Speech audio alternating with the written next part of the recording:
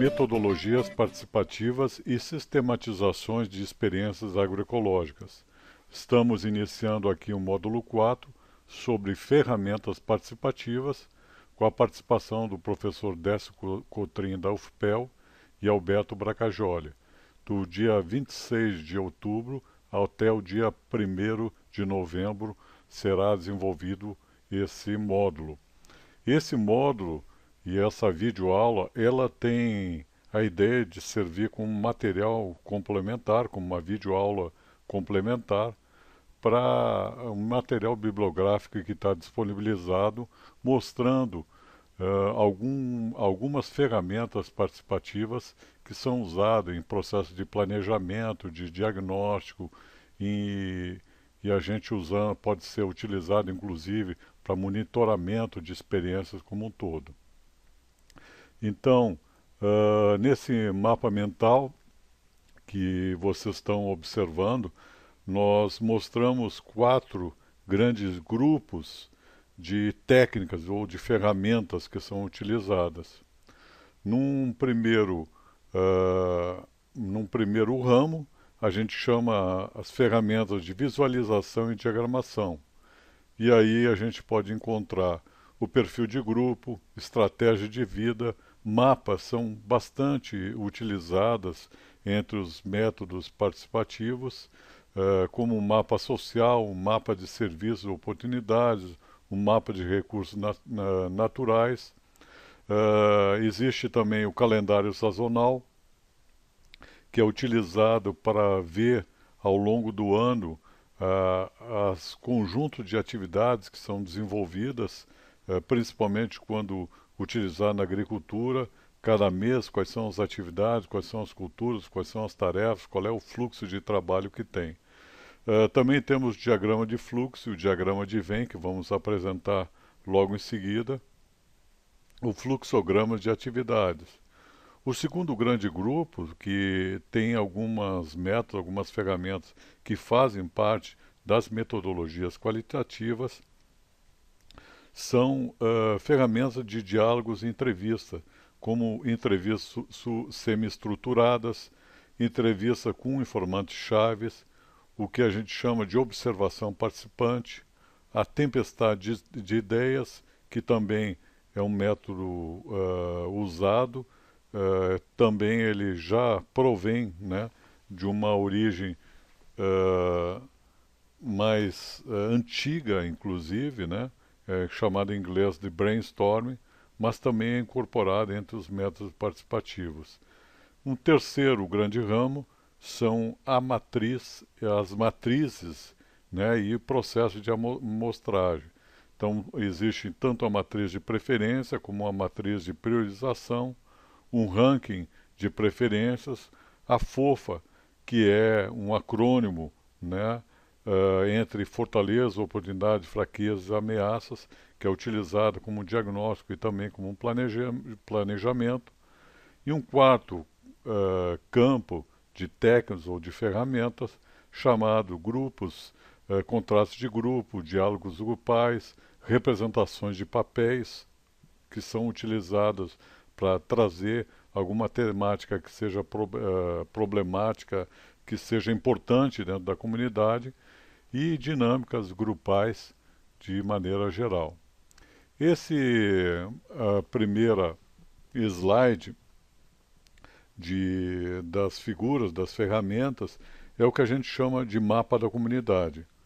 Vocês têm entre um material didático instruções mais detalhadas, mas nesse exemplo nós representamos, né, uma ideia de um desenho, de um mapa de comunidade, onde que a comunidade, usando um papel, normalmente a gente utiliza aquele papel chamado papel craft, que é um papel mais escuro, né, e que então ele representa toda a comunidade utilizando esse papel, né, e canetas, vão representando toda a configuração espacial, né, as colocações, o poço artesiano, o bar, o tanque comunitário, a horta, a associação, o milho, o feijão, ou seja, toda a configuração que tem dentro da comunidade, permitindo assim ver a importância, não tem ideia de ser na mesma escala que seja utilizado na escala real. A ideia um pouco é como que a própria comunidade ou o grupo que está realizando essa atividade percebe ou representa a sua própria comunidade, sua própria localidade onde vive.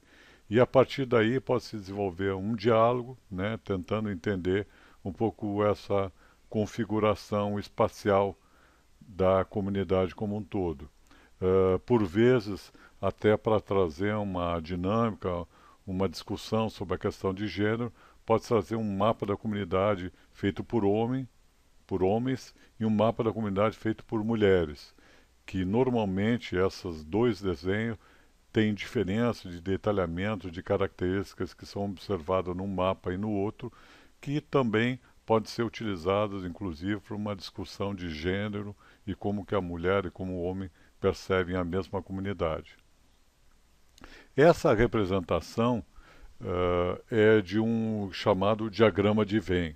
O diagrama de Venn, ele procura mostrar, e aqui a gente temos no centro do diagrama uma comunidade de pescador, que foi que construiu, né, esse diagrama de Venn. Então, ele vai colocando o nome de todas as entidades que têm relacionamento com a comunidade de pescador. E aí, logo depois de colocar, a gente vai pegar a anotação de cada uma dessas entidades e vai colocando, né, à distância, vai perguntando ao grupo qual é o grau de proximidade que cada uma dessas organizações tem com a comunidade. Isso permite ver todo o conjunto relacional, né, de relacionamento institucional que aquela comunidade que está sendo diagnosticado tem com as organizações. Então, por exemplo, vocês veem que aqui a comunidade de pescador, né, tem aqui mais próximo a prefeitura, né, tem a igreja, o armazém, a sociedade de amigos do balneário, e que de certa forma chama a atenção que bem externo, digamos assim, ao mapa tem o sindicato dos pescadores, né?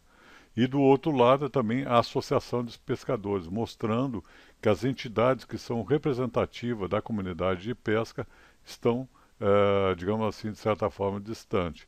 Depois a polícia, num raio mais externo, a Emater, o IBAMA, e mais externo ainda, ou seja, que tem menos proximidade, os Correios, Associação Comercial, Banco de Crédito, a CE, ou seja, isso permite, ao mesmo tempo, ter um diagnóstico das relações institucionais que aquela comunidade tem. Também ela pode ser utilizada como um método de monitoramento de um processo de intervenção institucional.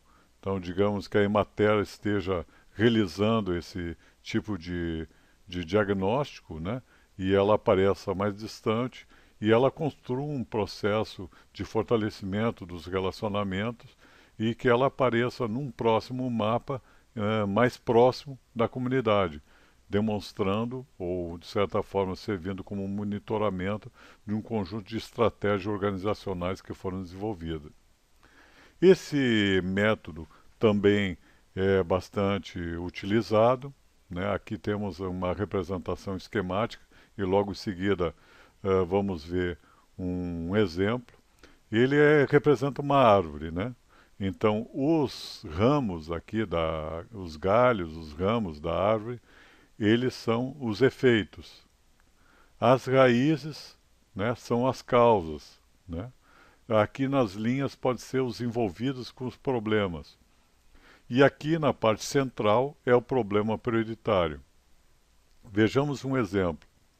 Aqui, como problema central, foi colocada a redução da quantidade da água. Como causas, foi colocado o corte da mata, o lixo jogado no rio, a diminuição das nascentes, o assoreamento do rio. E como efeitos, a diminuição da produção, as famílias têm pouca água para beber, os animais têm pouca água e diminuição da área irrigada.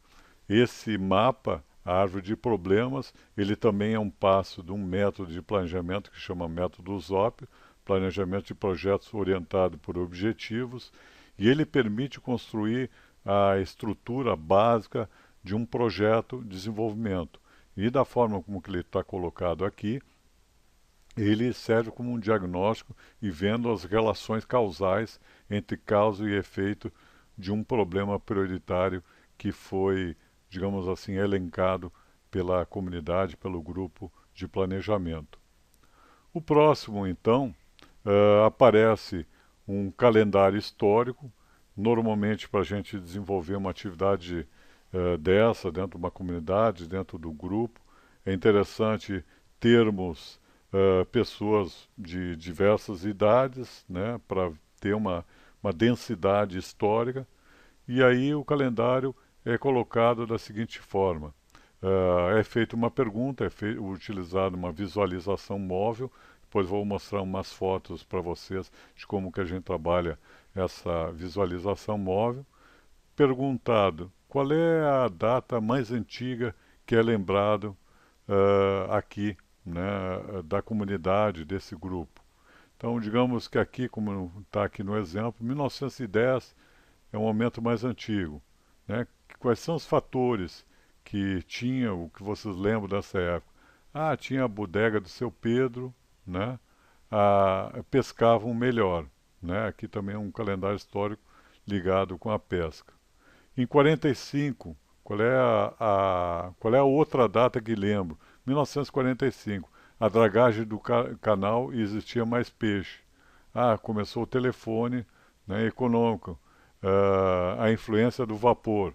E aí vai indo, digamos assim, até, né, chegar aos dias atuais, né, que vão aparecer a questão da fim da pesca da tainha, do bagre, a salinização da lagoa, ou seja, várias crises que vão ocorrendo ao longo do tempo. E aí é interessante a gente colocar sempre os fatores ambientais, sociais e culturais e econômicos. Essa categorização ela pode ser feita a posterior e também as crises que houveram ao longo desse processo. FOFA. A FOFA é um acrônimo das palavras fortalezas, oportunidades, fraquezas e ameaças, que ela tem uma relação com a análise que chama SWOT, em inglês, SWOT, né, que são as mesmas ideias que estão colocadas. A ideia da FOFA é colocar os aspectos positivo e negativo do ambiente externo e do ambiente interno. Veja bem, sempre existe essa dúvida do que é interno e o que é externo dentro de uma organização. Nós tomamos como ideia de que o interno são ações, atividades que estão sob a governabilidade daquela organização. E fatores externos são fatores que não estão sob a governabilidade daquela organização, daquele grupo, daqueles atores que estão planejando. Então, por exemplo, se é colocado como uma ameaça um processo inflacionário, ela é quer dizer, é como um elemento negativo o processo inflacionário, ela é uma ameaça, porque é um ambiente está relacionado com o ambiente externo, não está sob a governabilidade da organização trabalhar essa dimensão negativa. Aqui temos algumas fotos para dar uma ideia, né? Vocês veem aqui, aqui é uma oficina, né, num local bastante simples, onde é feito aqui a parte de baixo, vocês estão vendo nessa linha aqui, né? É um calendário sazonal que havia sido feito, colocando todas as atividades de janeiro até dezembro. E aí, logo em seguida, foi feita uma segunda ferramenta, que era um mapa da comunidade, e vemos um participante da comunidade indo lá dentro do mapa, reconhecendo os aspectos visuais que estão ali retratados e mostrando, né, uma determinada informação dentro daquele mapa. Essa outra foto também é de um assentamento de reforma agrária, onde está sendo feito um mapa, e aí localizando as diversas fatores, né, ambientais e a localização dos determinados componentes que perfazem esse assentamento de reforma agrária. Aqui estamos usando um método chamado mapa mental, que é a estrutura que mostra um elemento central no meio. Normalmente aqui é utilizado como um método para estabelecer um sistema de monitoramento, onde é colocado o porquê de uma ação, de um determinado objetivo, e eles vão colocando ideias, tentando visualizar como uma espécie de um brainstorming, né? Uma tempestade de ideias. Aqui também é uma foto junto a uma comunidade indígena, uh, e está se usando painéis, né, mas também utilizando essa metodologia de visualização móvel. Aqui também uma oficina realizado em uma localidade onde que não existia local adequado para fazer uma oficina, para fazer um trabalho. Então foi preso, digamos assim, o material para visualização junto às árvores. Esse material aqui é um material bastante simples, é o TNT, que é um material barato e simples, que é o que chamam tecido não tecido. Ele é revestido com uma cola, chamada cola reposicionável, e vai se fazendo, então, todos os módulos, todas as perguntas orientadoras, e as pessoas vão discutindo, debatendo, né, e vão visualizando, e o trabalho vai seguindo, fazendo com que através dessa visualização seja dado foco, né, e uma certa continuidade para o trabalho. Aqui também é um trabalho de planejamento, a ser feito uma matriz de planejamento, poderia ser um plano de ação também utilizando o mesmo material TNT com essas tarjetas, né, ou microcartazes colados, dando uma continuidade para essa discussão. Aqui é interessante essa fotografia. Nós vimos anteriormente aquele mapa que está sendo feito do assentamento, e aqui indo a campo, né, e tem um mapa feito na oficina, né, com as informações que os próprios assentados haviam percebido e como que eles estavam vendo. Vocês vão ver que logo na parte de baixo tem um mapa feito a partir de uma imagem de satélite, mostrando que os métodos tradicionais eles não são conflitantes com os métodos participativos, mas eles podem ser usados como ferramentas complementares, e indo a campo junto com os agricultores e discutindo as informações e os dados que haviam sido coletados. Aqui uma oficina também mostrando uma dinâmica de grupo, um método também bastante simples. São colocados círculos concêntricos no chão e uma numeração. Aqui no caso tem uma numeração de 1 a 5. E esse aqui então é um método, uma dinâmica para ser utilizado num processo de avaliação. Então os participantes ficam ao redor desse círculo e vão avaliando aquela ação, aquela atividade, né, colocando uma observação de por que eles estão opinando de determinada forma e colocando dentro de uma numeração, tendo ideia que 1, né, que é essa parte central, é a pior, e a 5 é a melhor, e entre 1 a 5, né, as várias graduações que poderão ser dadas como uma avaliação da atividade que estão sendo desenvolvida. Aqui temos um calendário agrofestivo, feito uma comunidade no interior do Equador, que é um calendário bem mais complexo, né, onde que tem os tempos, né, o tempo de verão, o tempo de inverno, ou seja, envolve elementos sazonais, e aqui, né, no centro, os meses, janeiro, fevereiro, março, abril, maio, junho, julho, agosto, setembro, outubro, novembro, dezembro, e aí cada mês elementos relacionados com a Lua, atividades agrícolas que são feitas e também atividades de caráter festivo, né, ou dias importantes que tem dentro de um calendário festivo. Então, na verdade, é um calendário que tem várias informações, né, relacionadas ao mesmo tempo, com colheitas e várias informações sintetizadas nessa imagem. Aqui no próximo slide também estamos vendo esse material que nós chamamos, né, de visualização móvel. Pelo lado do fundo, esse material que é o TNT, né, que é o tecido não tecido, que é um material bastante barato, inclusive. E aqui estamos vendo um plano de ação, atividades, ações responsáveis, a composição de uma comissão organizadora, juntando então sobre esse TNT essas tarjetas que elas podem ser removidas, né, trocadas, e ele vai, digamos, avançando a discussão para ir fazendo um plano de trabalho, um plano de ação de uma atividade.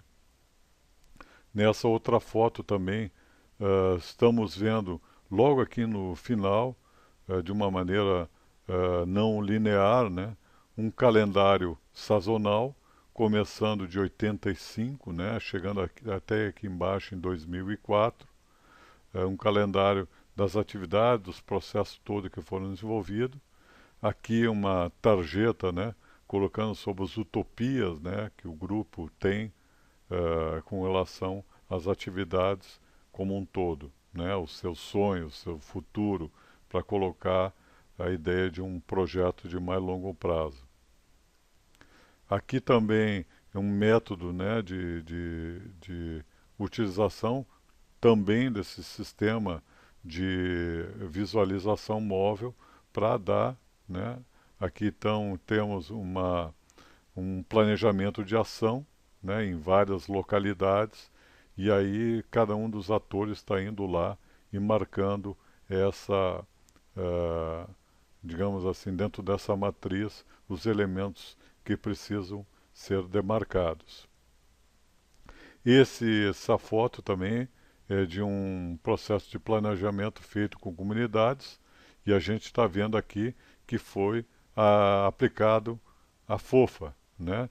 Então, fraquezas, ameaças, oportunidades, fortalezas, oportunidade, e o grupo, então, vai se reunindo em pequenos grupos, vão discutindo e vão colocando no painel de visualização até chegar a um plano de ação.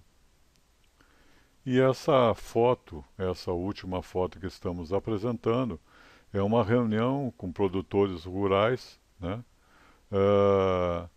E eles colocaram como um dos elementos, fizeram uma árvore de problemas, né? E aqui a questão do atraso do plantio, colocaram esse que é o chamado papel craft, que é esse papel escuro, colocando então aqui as causas, né, dos atrasos na colheita, né, pragas, adubação, recursos e os efeitos que tem como um todo. Então essa apresentação é para dar uma ideia de algumas ferramentas participativas e que no material didático que compõe esse módulo vocês poderão ter outras informações e dados necessários para conhecer um pouco mais a respeito desses módulos.